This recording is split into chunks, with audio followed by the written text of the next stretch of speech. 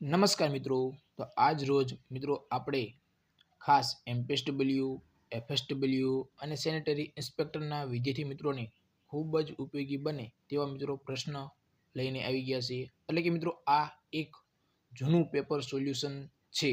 તો મિત્રો ખાસ બીએમસી, એમપીએસડબલ્યુ, એફએસડબલ્યુ અને સેનેટરી ઇન્સ્પેક્ટરને ખૂબ જ ઉપયોગી બનશે.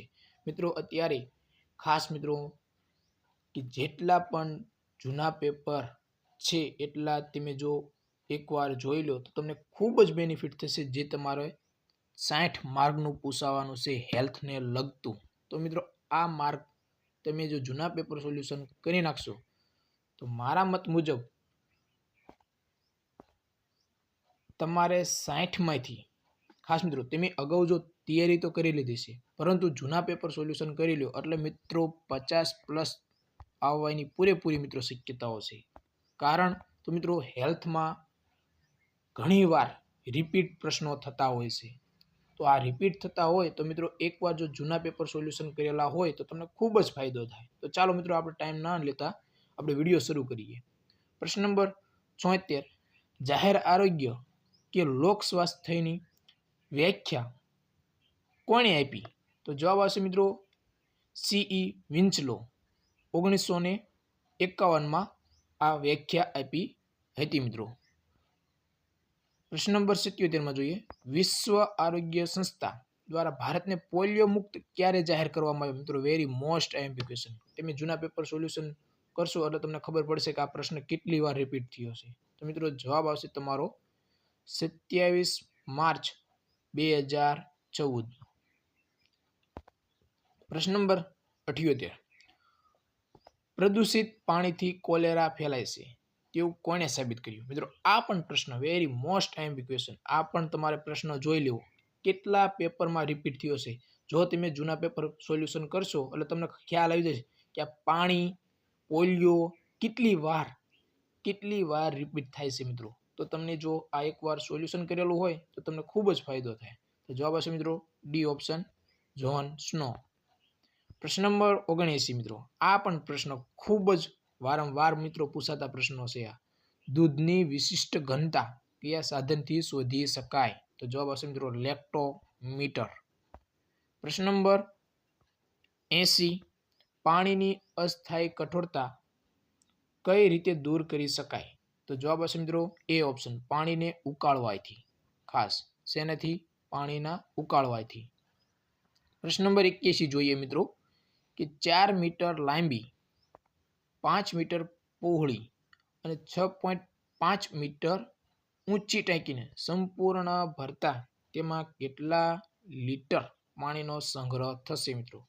તો જવાબ આવશે મિત્રો 13,000 લીટર.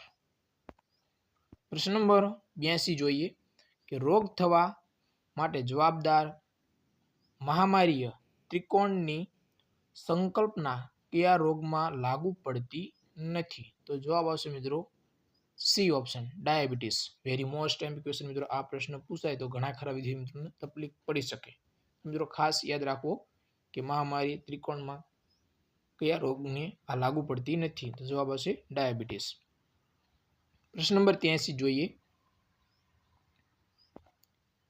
કયો રોગ પશુજન્ય એટલે કે ઝૂનોટિક રોગ નથી? તો મિત્રો ઝૂનોટિક રોગ નથી. જો તમને 1-2 આ ઓપ્શનમાંથી 1-2 જવાબ તમને જો યાદ હોય તો મિત્રો તમને એ ઓપ્શન સિલેક્ટ કરી શકો. તો મિત્રો ઝૂનોટિક રોગ નથી તો જવાબ આવશે વાળો એટલે કે ગિની વર્મ, સી ઓપ્શન. પ્રશ્ન નંબર 84, ચેપી રોગોનું નિયંત્રણ કઈ રીતે કરી શકાય? તો જવાબ આવશે મિત્રો ઉપરોક્ત તમામ. પ્રશ્ન નંબર 85, પ્રાથમિક રોકથામના સંદર્ભમાં શું સાચું નથી? તો જવાબ આવશે મિત્રો ડી ઓપ્શન, વહેલું નિદાન અને તુર્જન સારવાર એટલે કે ડી ઓપ્શન એટલે કે સેકન્ડરી અટકાયત. પ્રશ્ન નંબર 86 જોઈએ, લોહી ગઠ્ઠાઈ જવાની પ્રક્રિયા બ્લડ ક્લોટિંગમાં લોહીના કયા કણો અગત્યનો ભાગ ભજવે છે મિત્રો? તો જવાબ આવશે મિત્રો લોહી ગઠ્ઠાઈ જવાની ક્રિયામાં મિત્રો ત્રાક કણો ખૂબ જ અગત્યનો ભાગ ભજવે છે મિત્રો. આ પ્રશ્ન ઘણી વાર રિપીટ થાય છે અને અલગ અલગ રીતે પૂછવામાં આવે છે, એટલે વિદ્યાર્થી મિત્રોને તકલીફ પડી શકે. તમને એમ થાય કે આ બેઠો પ્રશ્ન નથી, પરંતુ પ્રશ્નનો જવાબ એ આવતો હોય, પરંતુ પૂછવાની રીત એમને બદલાવેલી હોય છે મિત્રો. પ્રશ્ન નંબર 87. પ્રશ્ન નંબર 87 મિત્રો, ખોરાકના પાચનની શરૂઆત ક્યાંથી થાય છે? મિત્રો મુખ ગુણથી, ખાસ એટલે કે મોઢાથી કહો તો ચાલે. પ્રશ્ન નંબર 88. એન્ટેમીબા હિસ્ટોલિટિકા નામના પ્રોટોજુઆથી કયો રોગ થાય છે મિત્રો? પ્રોટોજુઆથી કયો રોગ થાય છે? તો જવાબ આવશે મિત્રો બી ઓપ્શન, ખાસ એક જાતનો મરડો છે આ. બી ઓપ્શન તમારો જવાબ આવશે. પ્રશ્ન નંબર 89 જોઈએ, કયો રોગ વાયરસથી થતો નથી મિત્રો? તો જવાબ આવશે મિત્રો ધનુર, જે વાયરસથી થતો નથી. હર્પીસ જોસ્ટર, હડકવા, ઓરી આ બધા જ રોગ વાયરસથી થતા રોગ છે મિત્રો, જ્યારે ધનુર એ રોગ વાયરસથી થતો નથી. પ્રશ્ન નંબર 90 જોઈએ, વાહનજન્ય, ખાસ મિત્રો વાહનજન્ય પ્રસારણથી ફેલાતા મિત્રો ખાસ રોગોમાં કયા રોગનો સમાવેશ થતો નથી? તો મિત્રો યલો ફીવર. ડી ઓપ્શન તમારો રાઈટ આન્સર થશે. પ્રશ્ન નંબર 91, અંકુશકૃમિ એટલે કે હુક વોર્મ કયા રોગ માટે જવાબદાર છે? તો મિત્રો પાંડુ રોગ, એનિમિયા. એ ઓપ્શન તમારો રાઈટ આન્સર થશે. પ્રશ્ન નંબર 92 જોઈએ, કઈ દવા કૃમિનાશક દવા નથી મિત્રો? તો જવાબ હશે મિત્રો કૃમિનાશક દવા. જો તમને ખ્યાલ હોય તો જ તમે આ આન્સર આપી શકો, એટલે કે 2-3 તમને દવા યાદ હોય તો મિત્રો તમે ઓપ્શનમાં ટિક કરી શકો. મિત્રો આ ઘણી હું તમને વારંવાર રિપીટ કરું છું કે આ તમને જવાબ આવડતો હોય આ રીતે, તો મિત્રો તમને જો તમે સારી એવી પહેલેથી અથવા તો 1-2 વર્ષથી તૈયારી કરતા હોય તો તમને હેલ્થ એટલું બધું અઘરું નહીં લાગે મિત્રો. ખાસ હેલ્થ એક એવો વિષય છે કે તમે એકાદી બુક્સ જો સારી રીતે વાંચી હોય, ઘડીએ વાંચન એનું કર્યું હોય તો મિત્રો તમને ખૂબ જ ફાયદો થશે.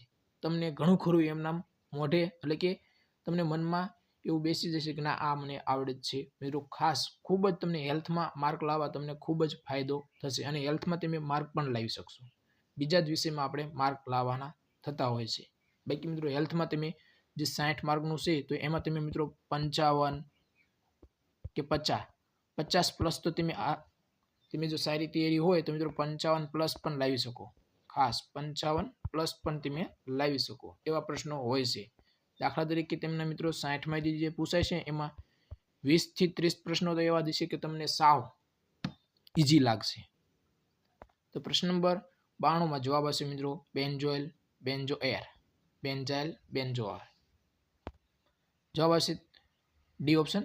પ્રશ્ન નંબર 93, 1 મહિનાના ખાસ મિત્રો 1 મહિનાના બાળકમાં 1 મિનિટમાં શ્વાસોશ્વાસનો દર કેટલો હોય તો તે બાળકને ન્યુમોનિયા થયો છે તેમ કહી શકાય? મિત્રો પ્રશ્ન નંબર 93માં જવાબ હશે સી ઓપ્શન, 60 કે તેથી વધારે. મિત્રો આ પ્રશ્ન પણ ઘણીવાર પરીક્ષામાં રિપીટ થયેલો પ્રશ્ન છે.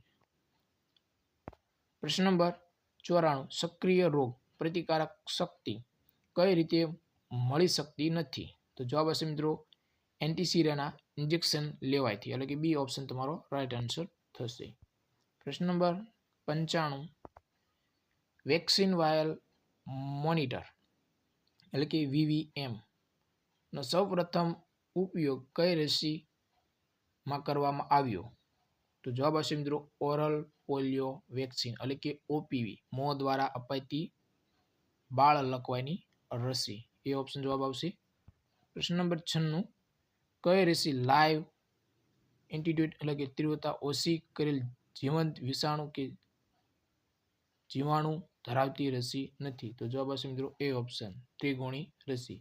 તો મિત્રો આજે આપણે આટલા પ્રશ્નો રાખશું. તમને કેવા પ્રશ્નો લાગ્યા? જો સારા લાગ્યા હોય તો મિત્રો વધારે તમારા મિત્રોને આ વિડીયો શેર કરજો, અને એકવાર અવશ્ય મિત્રો જૂના પેપર સોલ્યુશન કરી લેવા. આપણી ચેનલ ઉપર ઓલરેડી બધા જ જૂના પેપર સોલ્યુશન મૂકેલા છે, અને આપણે ટેલિગ્રામ ચેનલ છે જેની લિંક વિડીયોના ડિસ્ક્રિપ્શનમાં આપેલી છે. તો આજે ટેલિગ્રામ ચેનલમાં જોડાઈ જજો, તમને ખૂબ જ ઉપયોગી બનશે. તો જય હિન્દ મિત્રો.